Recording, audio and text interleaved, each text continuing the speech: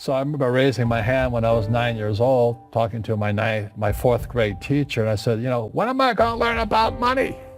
And she was this woman who should have retired 50 years earlier. She was so sick and tired of kids by this time. She says, the love of money is the root of all evil.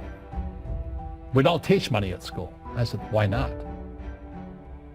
And she couldn't answer me. And she got very flustered. She said, sit down, take your seat.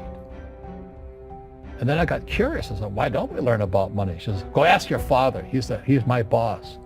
My father was the head of education, PhD, all that stuff. I go home and ask him, said, why don't we learn about money in school?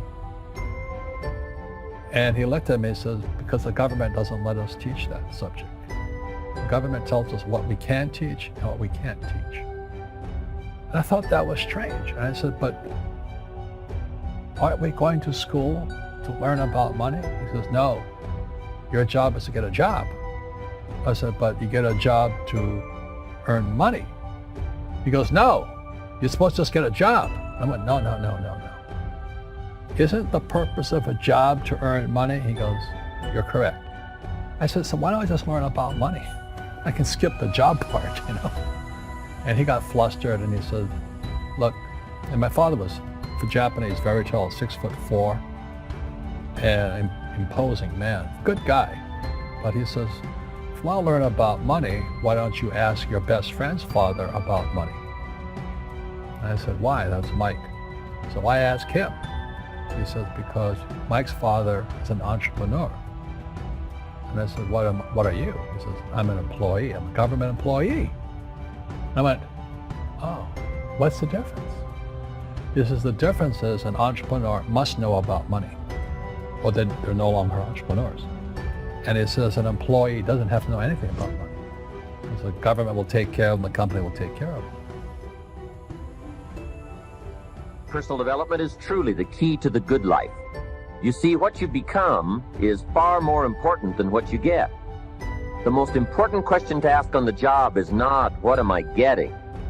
The most important question is, what am I becoming?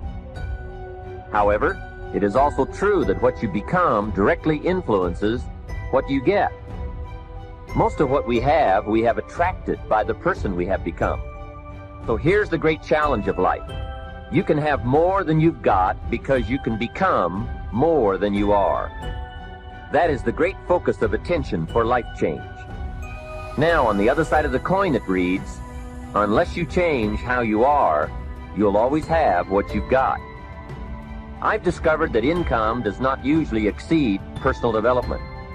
Sometimes income takes a lucky jump, but unless you keep growing out where it is, it will usually come back where you are.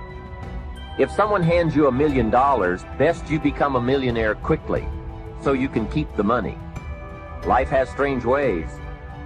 A very rich man once said, if you took all the money in the world and divided it equally among everybody, it would soon all be back in the same pocket. I guess it is hard to keep what you haven't attracted by your own personal development. Now, some winters are long and some are short. Some are difficult and some are easy. But they always come right after fall. It isn't going to change. Sometimes you can figure it out, sometimes there's no way to figure it out.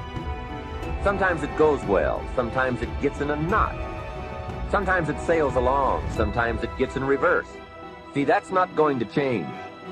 The last 6,000 years reads like this: opportunity mixed with difficulty. That's how it reads. It isn't going to change. The man says, well, then how will my life change? And the answer is, when you change.